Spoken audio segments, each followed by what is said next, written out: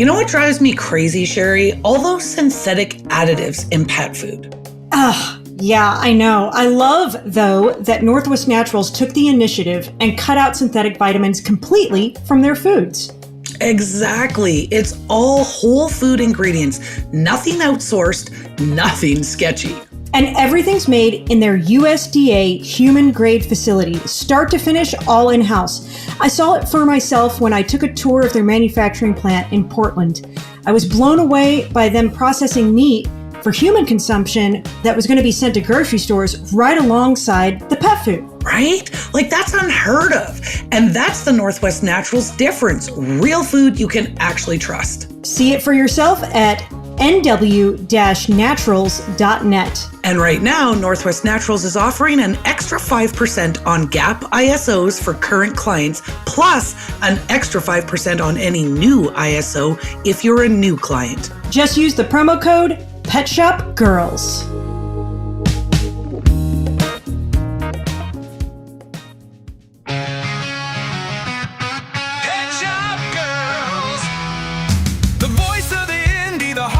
Trade.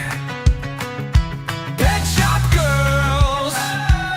Unleash your power, let's make some waves. Hey everybody, I'm Sherry. And I'm Carly. Welcome back to the Pet Shop Girls podcast. We're bringing on a couple of amazing ladies to talk with today. Carly, who are we talking with? We are talking to the two crazy cat ladies. Woo! Okay, like, honestly, you're in the pet industry. If you don't know who these two lovely ladies are, you are living under a rock. We have Jay and Adrian, who make up the team of the two crazy cat ladies, who have been willingly sharing their knowledge for, it is 15 years plus, yes? 10 for cats specifically. 10 for cats specifically. Okay. But 15 in the pet industry. 20 in the pet industry. Okay, there. See, 15 plus. I was right. You're right. I got that right. There's a nice average. There you go. But 10 years specific to kitties, because if you're a pet pro like us, and you probably are if you're listening to this, you know that there's a huge, huge focus on the doggies. And a lot of us pet retailers feel very, very comfortable telling you all of the things about how to keep your dog healthy and, you know, naturally. And if you're listening and you have a pet store, and if you're anything like me, I've struggled with my cat section. Mm-hmm. It usually only makes up about 8% of your sales, 8 to 10%. It has grown in the past year because everybody's talking about it. 2025 is the year of the cat. So yeah.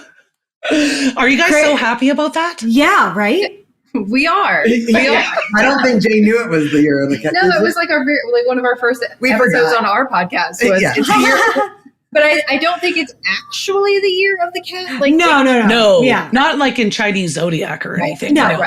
But the pet industry is deeming it year of the cat. Yeah. Yes. Love it. So here for it.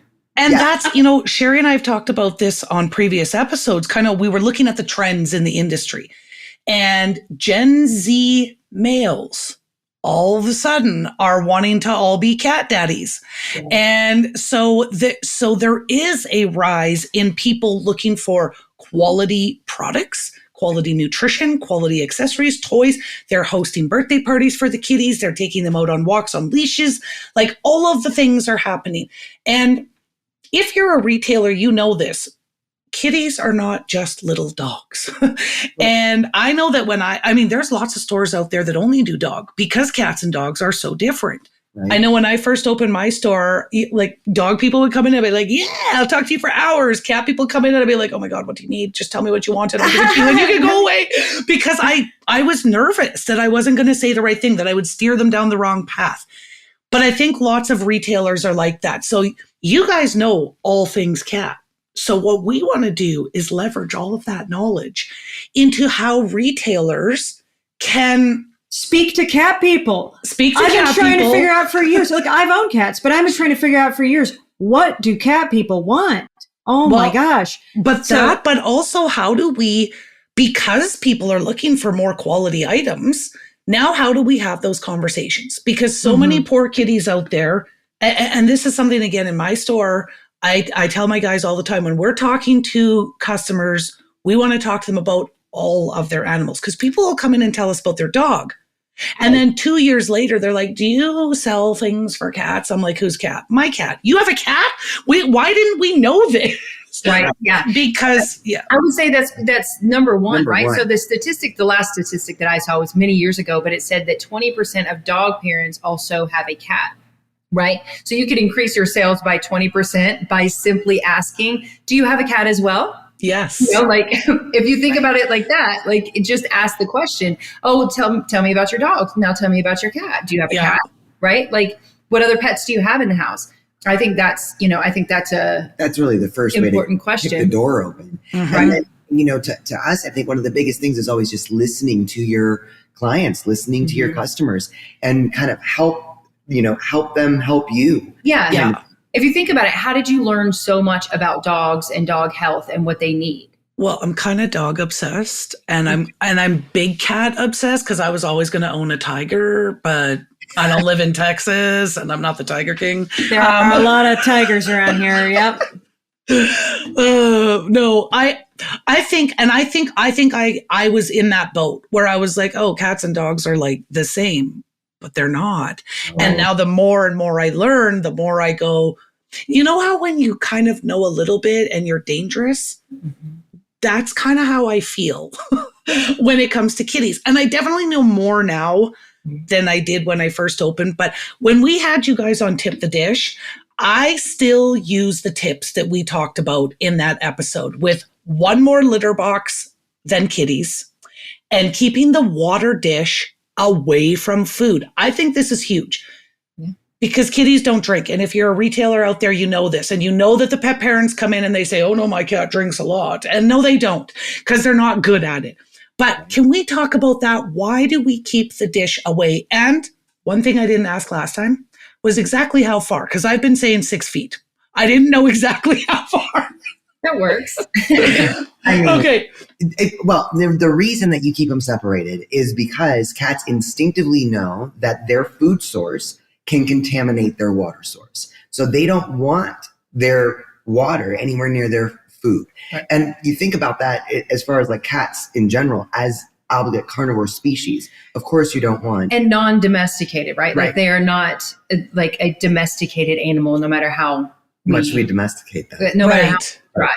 So I would say, 6 feet, to me, it's almost like within sniffing distance. I feel like, the further that you can put, like our cat's water dish is in the dining room area, and the closest cat that eats to there, it's probably 12 feet away. So, Okay. and I've done it before where I'll put, we let our cats choose where they want to eat. Yeah. And sometimes Madison or Friday will be over. There's a little, little pad for the little mat for the water dish. They'll be laying on the mat and they'll put their food down and they will get up and walk away.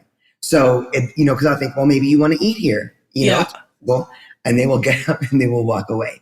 So I think, whatever distance, I don't think it's a scientific thing, but I do think to really give some separation to it. But I do think that's one of the biggest things for retailers too, is understanding just basic instincts of cats and realizing what a completely different species they are can really help inform the things that they can bring into their store that are going to be so valuable to their cat clientele. Yes. On that note, what are some of the most common nutrition mistakes that you see cat parents make? Friskies and Whiskas. And I ask this because they're going to come into the stores and ask the retailers. So this will help our retailers know what to prep for. Yeah. So, wow, there's a lot, but I would say I would start with this. Understand that your cat clients may not have an idea of what is even species appropriate for a cat, Right. and they have been feeding cat food. So I think first and foremost, it's important to understand that every little bit counts. And so sometimes you got to take baby steps, because if you're dealing with someone, it's like, well, what are you feeding them right now? And they say, oh, Purina One, or whatever kibble or indoor hairball formula or whatever specialty, right? Then then you know that you need to be taking baby steps. And I think the first most important thing is moisture. So you really want to start bringing moisture in. And then if you have some good quality products, nice pouches, cartons, cans, of good food that you know, maybe not the best quality, but is going to be good and stinky and delicious and has different textures and things that they could try, then maybe try a can of this and a can of that, and then just start mixing it into their food. Yeah, I think that's another mistake that a lot of cat parents make is that they're like, okay, I need to switch my cat's food. And I'm gonna buy a case of this type of food because I read that it's really good. Yeah. Yeah. And so then they open it up. Their cat hates it. typically, or they eat it the first time, but then they won't eat any more because cat, right? So when you are coaching your clients, I think it's important that you don't encourage them to buy that case, but instead, like, how about we start with a bunch of little different, types and see if we can, variety is awesome, right? Like switching it up and feeding them a bunch of different things, that's going to actually help in the long run as well in so many different ways, the microbiome of the gut, but also when one food has a recall or isn't available anymore, you can switch to another one. Like it's not going to be difficult. Do you think kibble even has a place in cat? Not at all. No, I mean, ideally, obviously a fed cat is always better than a starving cat, right? So in the cat community, it's very different from the dog community. So in the cat community, we have a lot of people that they just have a real big heart for cats. So they have their cats that are inside that they're going to try to do their best for, right? Like feed the best foods, give them the best supplements, do all the stuff and things that they need to do, trim their nails. But then they also have community cats outside, a colony of cats outside. And they're trying to feed, they're also trying to make sure that they're taking care of all of these cats that they can't bring into their house because they're semi-feral or feral. And in those cases, it's like, feed them what you can afford. Yeah. But what we preach is how to take care of your family members, right? The cats that are in your home. And in those cases, I think it's super important that we upgrade the diet as much as possible. Sherry, I just saw a stat that blew my mind, and it's about poop bags. Can you believe 500 million poop bags per year end up in the landfill worldwide? That's crazy, Carly. But that's why I love Greenline poop bags. They're the only poop bags that have been tested and proven to break down even in landfills, not on your shelf. Right? I hate when poop bags expire. Like, what? Greenline delivers premium pet products without the premium price tag because toilet paper for tails should break down, not break the bank. And get this, they have poop bag holders that are handmade from upcycled old festival banners that are one-of-a-kind pieces of art. You'll love them as soon as you see them. Talk about zero waste and real creativity. Oh, and I love that. They're functional, beautiful, and sustainable. And every purchase gives back. Greenline is a member of 1% for the Planet and donates 1% of every sale to real grassroots nonprofits protecting our planet. So every roll you sell or every pouch you stock, you're giving Mother Earth a little hug. Greenline Pet Supply, eco-savvy products for pets and their planet-loving parents. Learn more about this amazing woman-owned U.S. company making the greenest poop bag on the planet by visiting greenlinepetsupply.com. And don't forget to mention promo code PetShopGirls for 10% off your first order. So I think about in 2017, 90% of dogs were still eating kibble. And here we are in 2025. 8 years later. And now we're closer to that 50-50. Not that 50% are eating raw, but that only 50% are eating kibble and nothing but. The other 50% are getting their bowl freshened in some way. Because it took the industry, the consumer, the pet parent, the retailer so long to get to that point that, hey, cats should eat well too.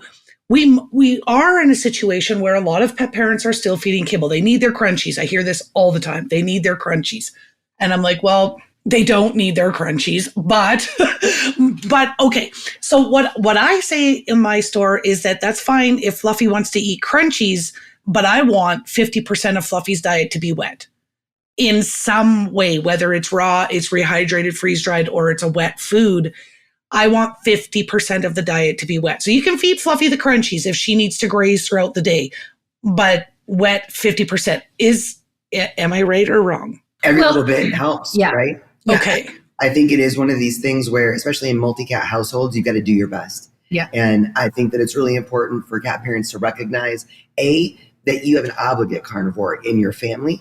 B, you are their only choice for better, more species appropriate nutrition. Mhm. And C, you're going to have to find some middle ground somewhere. You can't just try giving your cat a moisture rich diet twice and be like, no, they don't like it. Have you Right. tried different proteins? Have you tried different textures? Have you tried different techniques? Have you tried different trickeries? Because over time, I think one of the biggest, most saddest stereotypes is that, it's a cat. And people will say that, well, it's a cat. Yeah. We say because cat, but it's a cat. Like they're just on their own and they don't necessarily recognize that longest living cats live to be 30 plus years old, 36, 38 years old. And we hear all the time, well, she was 9.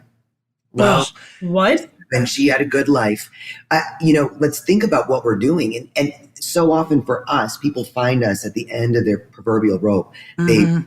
They don't know what's wrong with their cat at 8 or 9 years old. And then there's this and this they try to do and they're not getting improvement. But now they're invested. This is a family member. They want the longest time that they can have with them. And then they start looking at, well, what can I do? What about food? What about supplements? What about this? What about that? So I think, unfortunately, dogs are just a little more communicative, and that helps the pet owner, pet parent be a little more motivated. Cats are very stoic.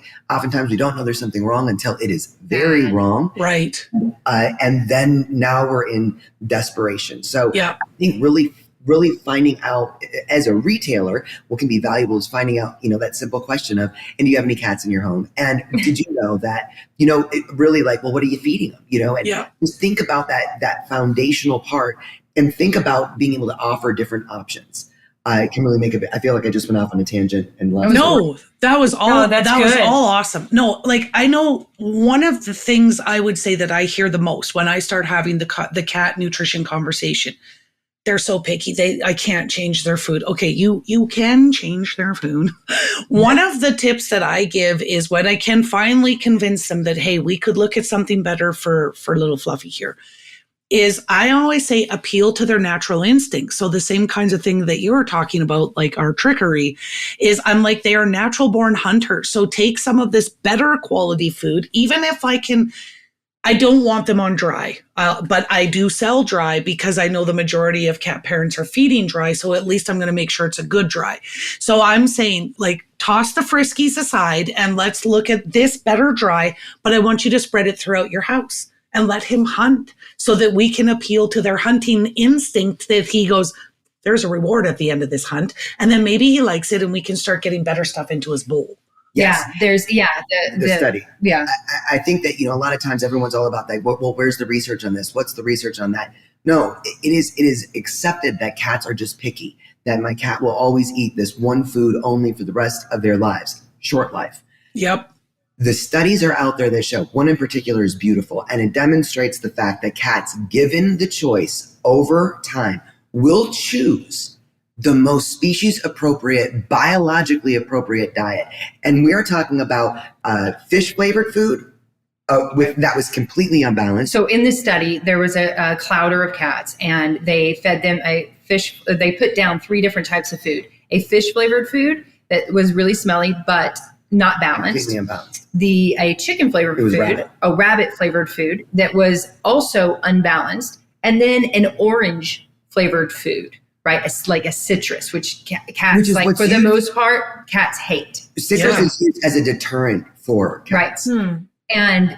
But it was complete and balanced. Like it had all the All nutrients, the right that ratios. all the right ratios, For an everything that they obligate need. carnivore. By the end of the study, so they all went to the fish first, of course, and then over time they were all at the rabbit. But by the end of the study, every single one of the cats, every single one of them, and how many were in the study? I want to say 30. I can't I think remember. it was more than 30, But every single one of them were eating the orange flavored food because it's what their body needed. So all to say, They know instinctively. yes, but the issue when it comes to feeding cats a better diet is more so on the human than it is on the cat. Cats, yes, they are picky. They're in comparison to dogs. You put down food for a dog and you say, "Hey, eat it."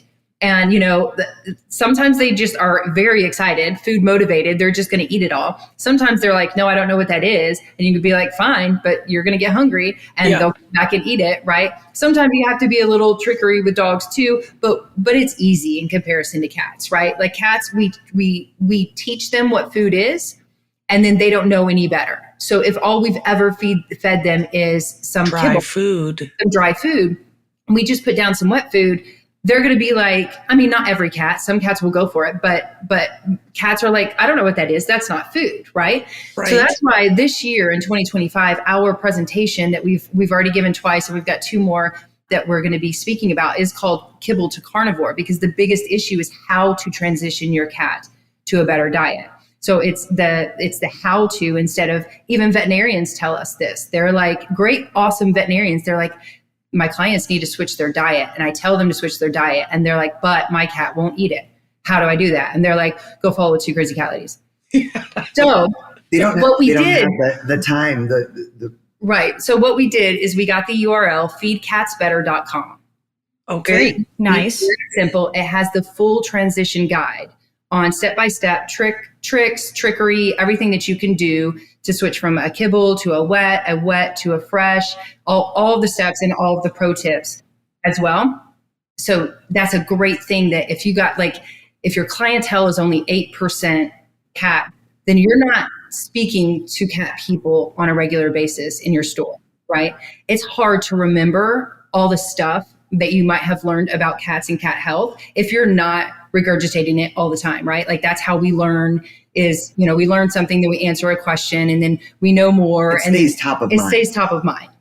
So feedcatsbetter.com leads to our transition guide, which will then, you can just tell your clients, hey, you can go to this website, and it will take you step by step through the process of how to transition your cat to a better diet.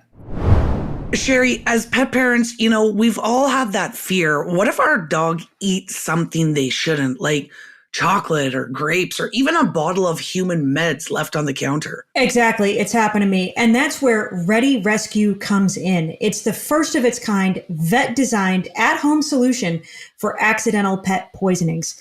Something that's truly revolutionizing what pet stores can offer. And that's huge, because until now, pet parents had no real tool that they could keep at home. Everything was messy, bulky, or only available at the vet.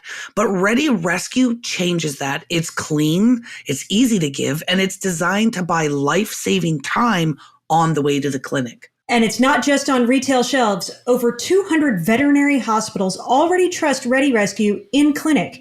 That credibility makes it a no-brainer for stores. Exactly. Like, think of it like a fire extinguisher for toxins, like something you hope your customers never need it, but when they do, it could save a life.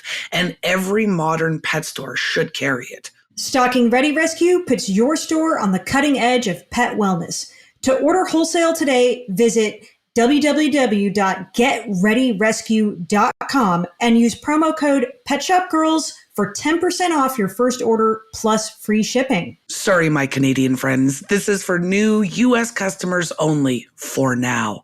But if you're a retailer, this is a product you'll want on your shelves. So one thing I always tell people, especially if they say they just got a kitten, if you got a kitten, you can start young, and I encourage them to introduce them to several different kinds of foods and textures and flavors, wet, freeze-dried, air-dried, raw, even kibble, all the things, because you don't want them to get stuck on one thing. And that way, if you do become a raw feeder and then you have to feed a dry food for a little bit for some reason, the cat isn't going to balk at it. Yeah. Would you agree with this statement? Yeah, sure. I would say that's actually a really good, really great advice. Kittens are very easy to feed, right? Like when you get them, transitioning them, even if you have adopted them and they've been on kibble or whatnot, transitioning them takes like days maybe or hours versus, a full grown adult cat that has, been eating nothing but kibble. Right. So yes, we trained we have 2 sibling sets, and we got them all as kittens. And so that was great. Our Black Panthers, when we got them, we were like, okay, we're getting them on raw immediately. And so we got them into we got them on a raw diet at like 8 weeks of age. It was fantastic. Now, one of them is a purist. He will not eat anything except for a raw diet. He'll like, eat freeze-dried. He'll eat one good. freeze-dried. One type. One type of freeze-dried. But that's it. He won't eat canned food. He won't eat anything else. So I agree with you that but that's because we went all raw when they were young. If we would have you trained him what food was. Correct. If we would have said raw and wet and free, there may be times in your life where you can't feed raw. So Correct. you want to get them used to all these other things. Yeah. Only when you're traveling. Yeah. Well, you know what? Okay. I always say the kitties are particular. They're not picky. They're just particular. They know what they like. But when you're talking about like exposing them to all of this different variety with dogs, they have in that first 4 months of life, they're in their imprinting phase. Is that the same for kitties, that it's kind of that first 4 months we're in the imprinting phase? Yes. Very much. Yeah. Okay. And you have an added instinctual thing with cats because, dogs have that predatory instinct. Yeah. Cats are both predator and prey. So it goes even a little bit further with cats because they are very cautious of anything new because it could kill them. Right. So there is, I think that's where that extra bit of particularity for kitties comes is the fact, Dr. Chris Bessent calls them neophobes. They will only eat one food. This is what food is. This is what nourishes them. This is what is safe. And this is what I will eat. So that ability to be able to diversify diet over time is really important. That imprinting stage, definitely, with Jack and Madison, our sibling set, and with Friday and Zorro, our little Panther sibling set, we got them transitioned very early on. When we got Annie, we found her on the side of the road in our community, and we didn't know how long she had been there, but she needed food. She was obviously going to staying with us overnight when we were trying to find out who she belonged to. Here she is right now. You talking about me? Yeah, she's like, I just heard my name. Mm-hmm. She did not know what food was. She did not know what raw food was. We had to go to the pet store and get sample packs of kibble just so that she would eat something. Yes. And then transitioning her really did not take that much time. It took like 4 days. It was pretty quick, but and she was probably about 7 months old when we found her. So still the younger the better. It makes a big deal. Our Pooh Bear, when we transitioned him, 6 months. It took 6 months. And I've told customers that in my store too, that it can take 6 to 12 months to transition a kitty, but it's persistence and commitment that is going to get you, and patience. Like, just be patient. I'm going to say, here's my pro tip based on feedcatsbetter.com. I have a transition card for doggy clients, and it's kind of 7 days and it almost works every single time. I'm literally going to make a little card, a kitty transition card with a QR code to feedcatsbetter.com. And I'm going to hand that out in store to basically say to somebody who says, oh, I can't change my cat. They won't change food. Yes, they will. And here's the steps. Scan this QR code and off you go. There's your playbook. Love it. I'm going to do that too. Right? Okay. I know, guys, we could sit here and talk about nutrition all day long, but wait, I have a question, Sherry, that's non-nutrition related. It's okay, non-nutrition. All right. My question is, if you guys walk into a store, because I think this is something that a lot of retailers struggle with. My cat section looks like crap. And even though we try, and even though we want to make it look good, and we want to make it look, enticing for people to come over and ooh and ah over the things, it's tough to find quality products. Manufacturers, if you're listening, it's tough to find quality products at reasonable prices. I'm not saying it has to be cheap, but it doesn't need to be a mortgage payment for a cat toy. So what do you guys look for? And like, you walk into an indie store, what should a very well-rounded cat section include? I like this. So obviously we talked about nutrition. I think it should include a variety of, the freeze-dried, the canned goods, the raw, all the stuff. All that. A good freezer section, for sure.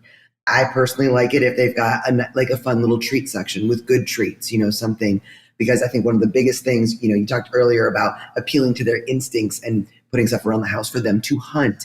This is a big deal. If, we have found over time, like really cool food puzzles, stuff like that, things that really engage their instinct and their minds that are really interactive. I think playtime is one of the most neglected, maybe hands down, things that as cat parents do, because here's the thing, we all know, great, you've got a little selection of toys there. They're going to spend $5.99 on something. Their cat's going to play with it for 47 seconds, kick it under the couch, and that's the end of that one. Right. So, unless you're really committed to rotating toys out that you find that they like, because different cats like different toys, but understand playtime for a cat is not playtime. It's instinct time. It's hunting time. Right. So it's letting them be a cat. And I think, even feline behaviorists will say, when you have a cat that is dealing with aggression, when you have a cat that is dealing with anxiety, the best thing that you can do is a confidence building session. And that is engaged play, bringing them through the prey sequence, letting them really, really expand out their cat instincts, their feline instincts. So being able to find toys that will engage. And I think puzzles are a great way. If you're thinking about, an indie pet store, a food puzzles are something that we don't see at any of our Like the ones that we have stores, found, right? we haven't found. We find online. They have licky mats. They've got little, a little rubber something that I don't want my cats eating off of anyways. But I'm talking about the ones where you have to move something or push a lever or whatever. Yep. Those are the ones, and our cats go nuts for them. Yep. So it's engaging. Are they the same movie food puzzle toys that a dog would use, or there are specific ones for cats? The ones that we have are specific to cats. Okay. But we haven't tried a dog one, so maybe they would work. Ours are we take freeze dried, the one that they love the most, right? There's little things that they have to push open, and then you put the freeze dried in, hide them. So you basically, they're just opening things. Right. Yeah. Mm-hmm. That will keep our boys engaged for an hour, right? Or more. And they love it. Right. Yeah. And it's working their brain. It's working their mental health. My husband actually created a cat toy. I think you guys would really like it, but we had issues with shipping it. We tried to wholesale it. It was called the Chase Lounge. We still have them. It's made out of cardboard, and it has a channel in a kind of a circular format, and you can put a ping pong ball in the channel, but there's a gap to where, how cats like to put their paws underneath doors. It's kind of like that. And then they push the ball around, or the toys that are in there. And then you can also put catnip in the middle, and it keeps the catnip from getting all over the floor. Yes. Anyway, that's if I can bring you one next time I go to Super Zoo, I will do that. But okay. I had a question about treats real quick. The wet treats and the sticks that are really big right now? When those first hit the market, I was like, this is weird. I'm not going to sit here and hold this while my cat or dog licks it. They hold it themselves with their little paws. How do you feel about those things? The cats love them. The cats do love them. Yeah. And we will use them as meal toppers. Mm-hmm. Especially that's what I like about it too. I don't feel necessarily to sit there and squeeze a tube in their face. But sometimes, we have friends. We have friends that have trained cats. They train their cats using those things. Yeah. So because they love it so much, those little meat tubes, as we call them, they can get them to high five, to turn around and start travel internationally, yes. Surf on surfboards. We have people that have they use that as their training treat for cats. And I think that's, I think do think, it's not something that, your cat's going to love it. And cat parents are wouldn't feed it as a meal for being they love it. So here you go. This is lunch. No, keep something that's that delicious for a cat as a high value treat. Right. So use it when you're introducing a new protein. Use it when you are training your cat to not DoorDash. Use it when you're getting two cats that don't get along to get along. Look, high value treat while you guys are hanging out. Use it like that. But yeah, those are definitely winners. They're big winners. Yeah. I call them Go-Gurt sticks. Go-Gurt. I like that. Yeah. That's Yeah. very meat tubes. We Well, would call them meat tubes. Me too. Well, I don't know that there's not much meat in there except for a little bit of like broth, Yeah. maybe. Yeah.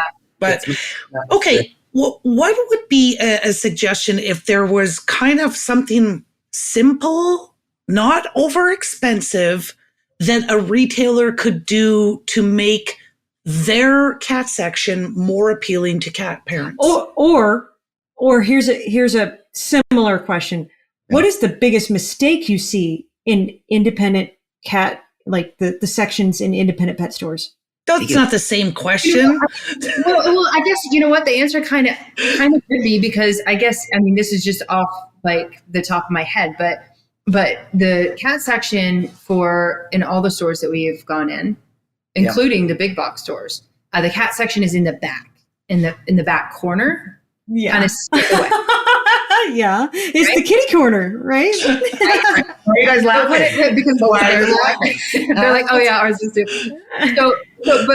But what if your cat section was at the front of the store? Would that be more appealing to people that walk by, or would the dog parents coming in to look for their dog food might be like offer the suggestion that they have a cat because they're seeing the cat section versus it being back in a corner somewhere. And maybe you do a sneak attack, because one of the other things, like you put something up front that lets your clientele know the cats are a priority in your shop. And maybe it's something like one of the things that I think I would like to see more of at these cat stores. You walk in, or at these pet stores, is you walk in and they do have like an enrichment section for dogs. You know what I mean? They've got the beds, they've got the toys, they've got the harnesses, they've got every different kind of collar, they've got all that. For cats, a cat bed is not just a little fluffy place for them to lay down. Oftentimes, think about a lot of cats. Boxes are so huge, right? Everyone makes a big deal about boxes. If you could find a manufacturer that made awesome little hidey hole beds for cats, that was like, what's your cat's favorite hidey hole? What's your, they absolutely love stuff like that. You get them a toy from wherever, and they end up playing with the box more than that. Yeah. So to get in these little, so I would love to see more of these little fun hidey holes, or things that have a little, the sheet that goes across that they can go through the sheet and into the whatever. The tunnels that they make. Tunnels are huge. I mean, tunnels are absolutely huge for cats. It's not just a hidey hole, but it can be a place for scared cats to traverse an open room where they're worried about being attacked by another something, cat, so yeah, it's like a separate little private lane of traffic. Like if there was something that was more like, oh, well, that would be fun to get from my cat. And now we know they've got a cat, and what are they eating, and what do they like, and how old are they? And maybe something that, you don't have to put your whole cat section up front, but maybe I say you do. Yeah. I say you definitely like a display table with like your new cat products that you just brought in, or I think a lot of retailers do put it to the wayside, and it's definitely an afterthought. I was trying to think of like, okay, why is my cat section where it is? And when I was kind of going through my thought process when I was opening my store, it was because I had 90% of my products were for dog. So in my head, I know that it was like, I was like, oh, okay. So I'll put my dog, and then this will be cat, because it only takes up this much space. And then the reason that they also got the chunk beside it was because it was closest. So then that became my cat section. But as you were talking, I was thinking, I've brought in the tunnels, I've brought in the hidey beds, I've brought in the different, like, the bowls so that their little whiskers don't touch. Yes. And I can't give it away. Yeah. So as a retailer, I want you to help me out. What am I doing? Or like immediately when you were talking about tunnels, I was thinking, should I have opened a tunnel and like put it somewhere that people could see? Because I didn't want to wreck the packaging. So I kept it all packaged up, and I'd be showing people the picture. I'm like, see, this Same. is a tunnel. I've had tunnels too, and they don't sell. Yeah. Like I wonder if it's ability. I wonder if it's, like you got you're up against Amazon and Chewy, right? Well, that's what I'm wondering. Right. And if you're already going to a big box like Walmart or somewhere like that to get your Friskies, and they have cheap cat toys, which might include tunnels and sleeper beds or hidey beds, why are you then thinking, oh, I must make another stop to a quality pet store where I can get good products? But that's something, I don't know that we can figure that out on this show. I would say if you guys could give retailers kind of that one thing that every indie should carry for kitties, if it's not quality food, because we went there. Yeah. Minus raw. Yeah. What would you say would be that one thing that indies should really look at that would differentiate us from big box? Because maybe that's what it is, Sherry. Maybe it's that we're selling these things that are good quality. Walmart is selling the same type of thing at bad quality and a third of the price. Right. And Litter. Okay. So I'm going to say that last time that we were at a big box pet store, they did have some natural options. But I think, when you're looking at, for a lot of your clientele, you're looking at, your shop is the one-stop shop for them. They recognize that they can get everything they need for their dog there, likely, but they maybe can also not get their cat food. So the things that are regular, like we can't go to cat food as obviously the variety, all the stuff, but litter. I think, at these little stores, it's a necessity. At our stores around us that we shop at, one of them I don't think has litter at all, and the other one only carries one type of litter. And it's you need multiples. Yeah, right. Yeah, for sure. So that's in Litterland. I know we were talking offline a little bit about how important the bathroom is for cats. Yeah. Our number one rule is you got to have a litter that your cat will use. It's kind of like the food thing as well. Like, right. You want your cat you want to be able to offer these different varieties of food, better quality food, because we know as their only choice for this, that they need a better quality food. So we need options there. We should also know as cat parents but food and litter are what every cat parent needs, right? Yes. They are two of their most valuable resources. Yeah. Right? Yeah. So, And a lot of people are scared to switch litters, so you do have to stock all the different kinds in order to have the right one, I guess. Well, and you don't have to stock all the different kinds, but like having options of different textures, right? So you can do from like pine pellet, which you can get for really cheap, and to like a wood type litter, or a they have the tofu pellets. and they've got paper pellets, the olive pits, they've got the walnut litter, and there's all different kinds. And I think that's the education thing there is helping cat parents recognize they need something better than this clay litter. I don't think that people recognize that cumulative effect of your cat using that litter box and that dust, cleaning it off of themselves over time. That is a big problem. Yeah. So having also a problem for the environment. Once they recognize that they need a better quality litter, then if they really like clay, then they like that texture of clay, then maybe we go straight to like a grass seed or an olive pit or something like that. It's healthier, right? Yeah, so they're going to ingest their litter because they groom themselves and they're in it, right? So they're going to ingest their litter. So what is safe for them to ingest? And also it's not going to be dusty and, mess with their respiratory system or yours. Right. And doesn't have any chemicals. So scent free, we have to do scent free. We need no sodium bentonite, which is in like every clay litter almost, which can literally kill your cat if they accumulate or if they ingest enough. Right. I think litter is a great litter option other than food in an indie store. It sounds like a great opportunity to educate people on it too. Mm-hmm. Yes.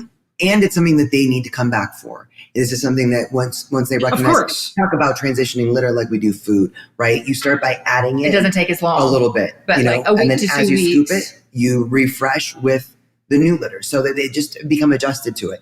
I like to sometimes just put a new litter in a box by itself and see who uses it in a brand new box to see. And if it's a hit, if that's the only box they're using, then, we're transitioning real quick. Right. So I think litter might be that one thing, a good, and every store is missing. Yeah. And as retailers, you can do a little research on that. I mean, I think that there are some, it's just like food, right? There's a sliding scale of quality and sourcing and all of that. So I think, it might be something that you don't have to carry all the stuff and things. If we're starting to talk about litter, and I would say the vast majority of people are on a clay litter, or they've switched to one of these big brand litters that are trying to come out with a natural thing, but no. So carry some good quality, good company, a few of them. And then not only does that become an education moment, but it becomes something that is part of their one-stop shop. Right. Mm-hmm, And it's, Do you like those litters that change colors to tell you No. about the urine? I'll tell you why. Yeah. I'll tell you why. Okay. So when the first one came Shoot. out, it was like this is an awesome concept. So and everybody was Revolutionary. reaching out to us. Everyone was like, "What do you think about this? What do you think about this?" And we're like, "Well, let's contact the manufacturer." So we contacted them and we said, "What chemicals do you put into your litter to make it change colors?" And they said that is proprietary information. And we said, understandably so. However, we cannot recommend your litter Because over time, Yeah. it's not that it's like, oh well, this is fine, but what is the and we've Accumulated. tried like the silica pellets and which yeah, is silica basically is what they also use for the. dangerous. And we had cats that eat it, we had cats that won't use it, we had cats that had them stuck in their paws and then just like chew and eat it out. You know what I mean? So it's like there's a great idea, but definitely when you talk to the manufacturer and then that manufacturer actually sold to very Mars. it's like then we just eat. It's not something that you can out of good conscience say, yeah, It's going to try be it. perfectly safe. I do. I'm glad I don't carry it anymore. Now I didn't have the brand you're talking about. I had some local company, but yeah. But okay, you guys brought up the olive pit litter, and I saw an olive pit litter. I don't know if it's the same one. I think there's a couple, but I saw one in Vegas.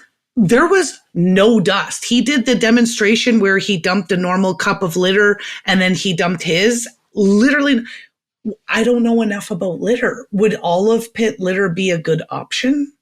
Well, it's going to be a safer option, right? Yeah.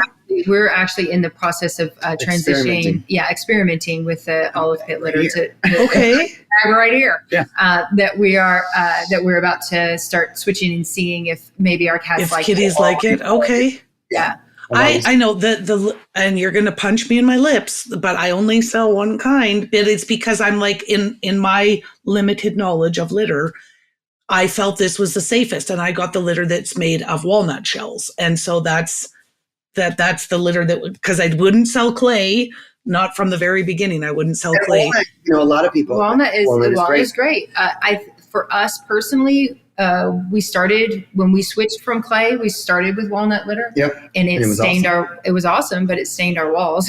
It's a bit dustier and we were using actually low litter boxes at that time. Right. So when they're doing their little digging, Yeah.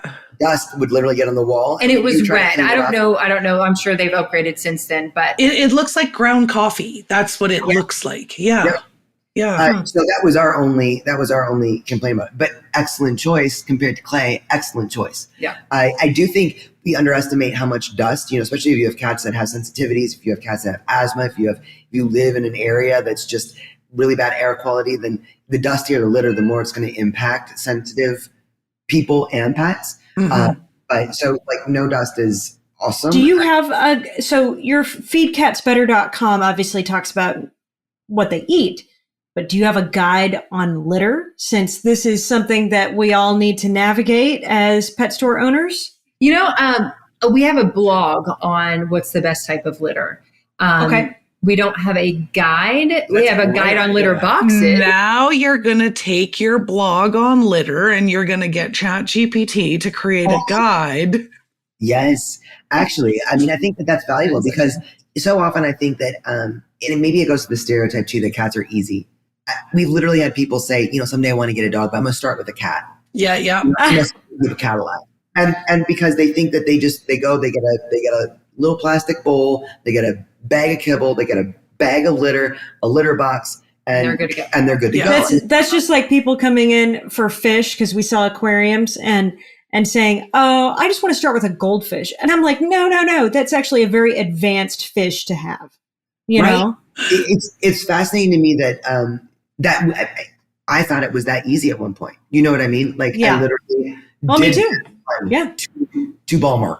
Yeah. Yeah. Picked up all this stuff, because I found a cat. And right. Yeah. So I do think that it's understanding in general how much more enrichment cats need, what kind of needs they have, and their regular needs, their litter, their food, their engagement, being able to exercise their instincts. I mean, those are the basic things I think that are just so important to be able to, even if someone doesn't recognize yet that it is needed. And I think that that's a lot of what you run into, finding out 2 years later after, you see this person every week for their dog supplies, and then you find out they have 3 cats at home, right? Yeah. It's like, well, they have needs too. And here are better options.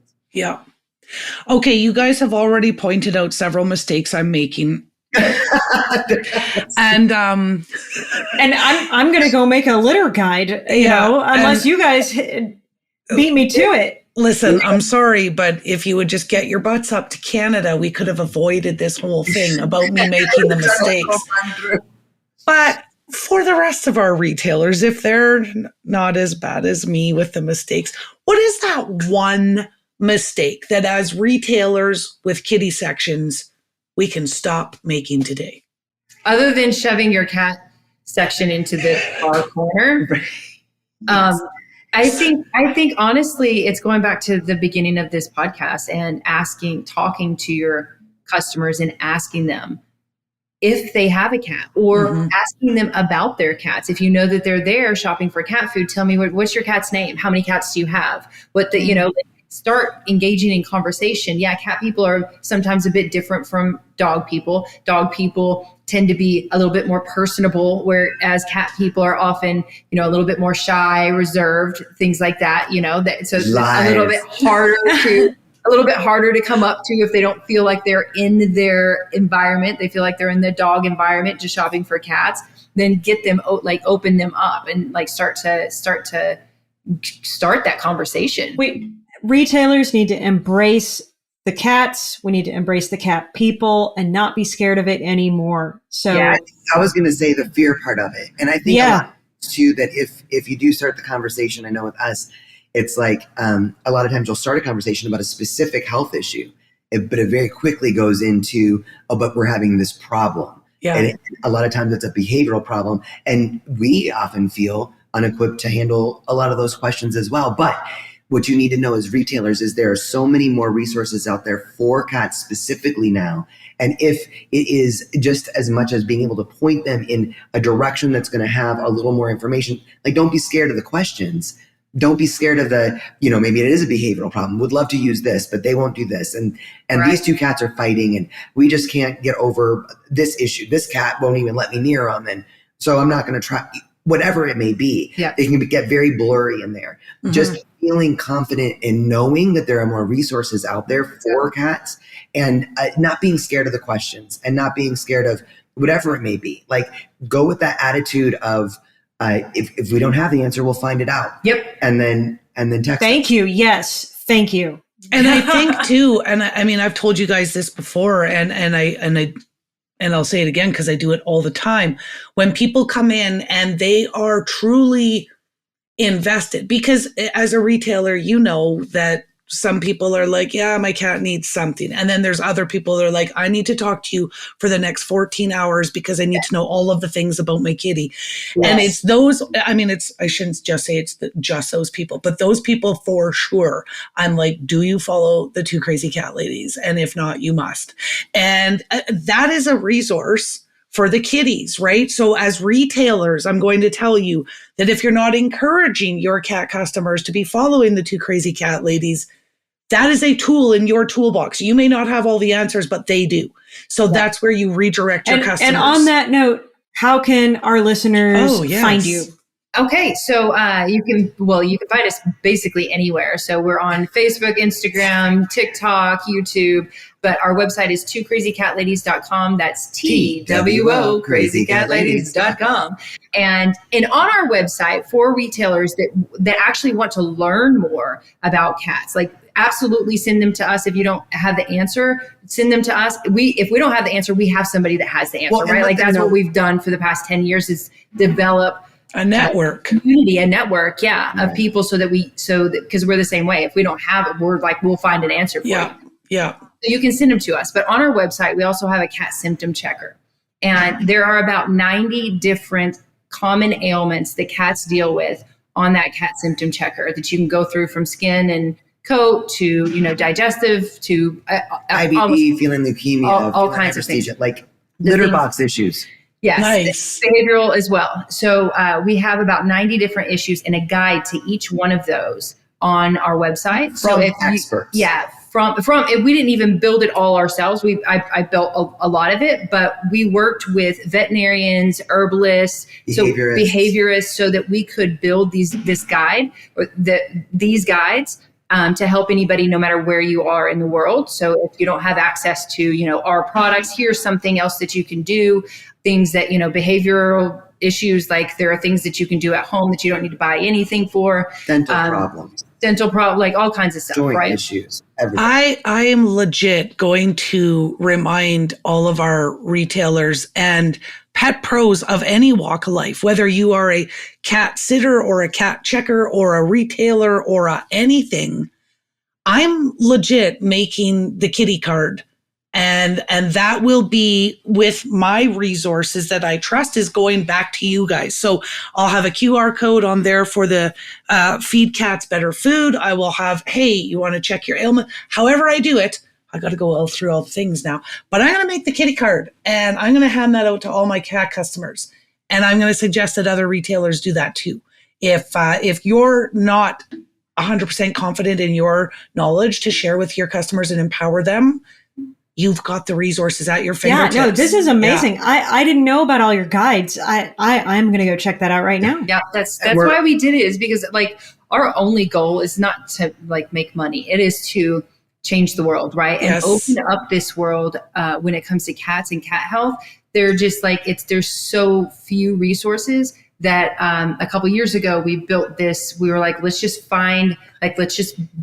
be the resource. Let's just go ahead and create the full guide so that, you know, retailers, and we tell retailers all the time too, like if you have a question, you can go to our website and, you know, if somebody says my cat has feline hyperesthesia, that's not something that, you know, like every person knows what it is. It's very common for us, but for you guys, probably not. You don't get that. But you can go to it and you can see what it is and what causes it and how to help it naturally and and different tips and things that you can do.